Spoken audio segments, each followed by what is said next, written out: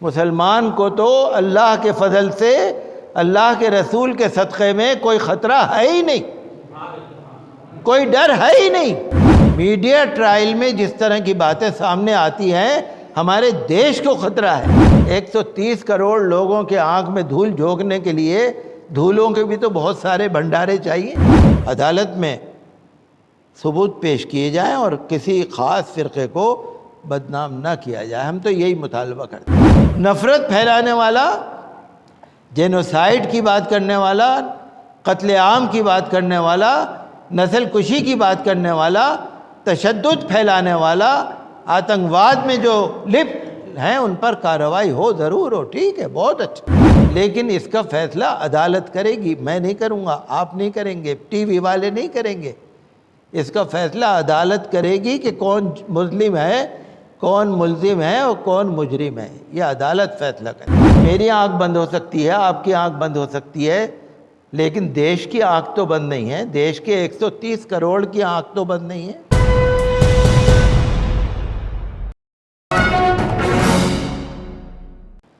انصاف ملے تو سب کو ملے، سزا ملے تو صرف مجرم کو ملے، صرف ملزم کو ملے، سب کو نہ ملے۔ یہ نہیں بلڈوزر لے جا کے پورا گھر گرا دو، یہ نہیں کہ آپ اس کے ماں باپ کو، اس کے بہن بھائیوں کو، سارے خاندان کو ستا دو، یہ نہیں ہے۔ جس نے جرم کیا اس کو سزا ملے۔ ہم دیش ہت میں بولتے ہیں، دیش کے ساتھ ہیں۔ دیش کو آزادی ہم نے مسلمانوں نے دلائی ہے، ہم نے کا مطلب مسلمانوں نے آزادی دلائی۔ مسلمان 75 سال سے اپنے ملک کی سیوا کر رہے ہیں۔ ہاں ٹھیک ہے، آج کل جسٹس یو للت آج کل سپریم کورٹ کی چیف جسٹس ہیں، بہت اچھے جج ہیں، بہت قابل فاضل جج۔ جب انہوں نے چیف جسٹس کی کرسی نہیں سنبھالی تھی، انہوں نے یہ بیان دیا تھا کہ میڈیا ٹرائل نہیں ہونا چاہیے۔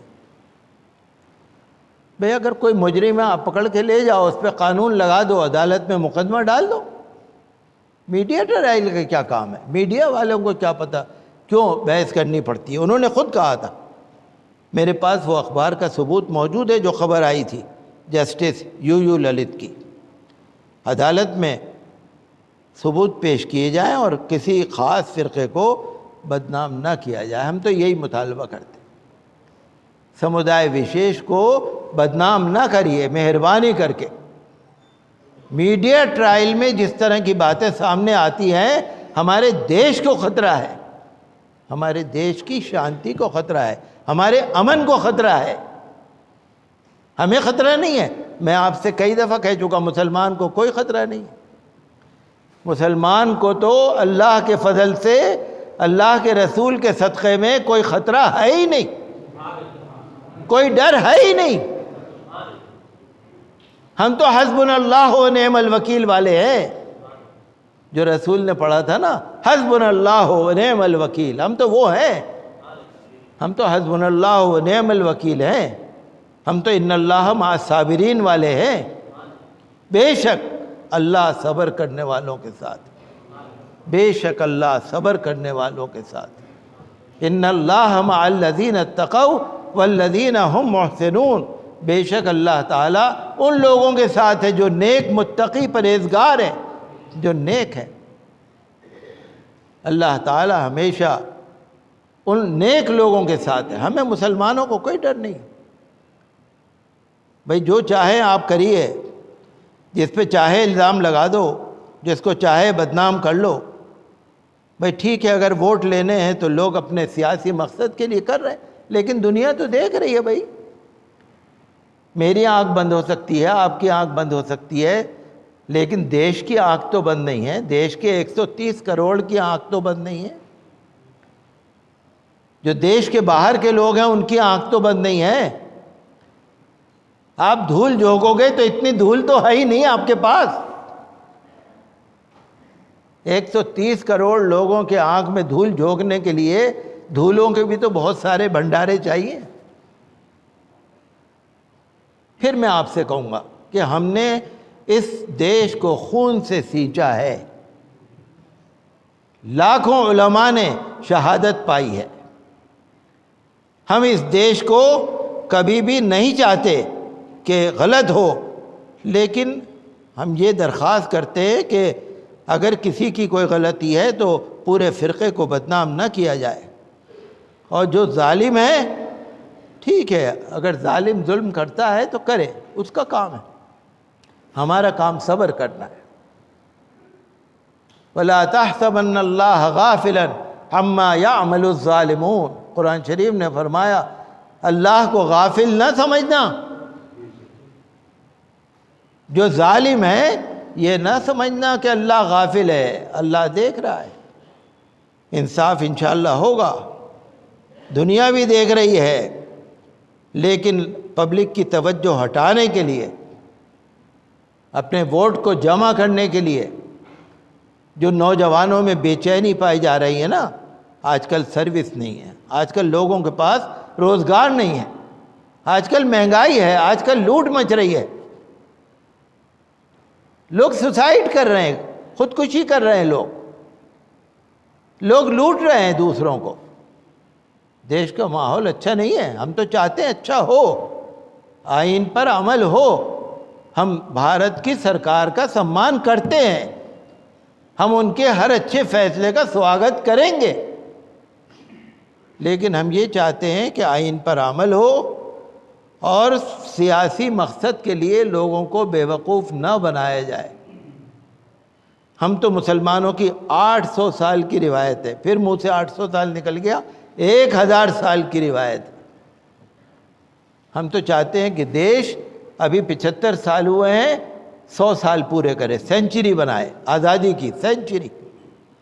ہم دیش کے لیے کام کرتے، دیش کی زمین کے اوپر رہتے ہیں، اور مرنے کے بعد بھی دیش کے اندر ہی جائیں گے، ہم یہاں سے زمین سے کہیں دور جانے والے نہیں ہیں۔ لیکن جب مسلمان کو یا اسلام کو بدنام کیا جاتا ہے تو پھر ہمیں ذرا دکھ ہوتا ہے۔ ہم تو یہی چاہتے ہیں کہ جو بھی نفرت پھیلانے والے،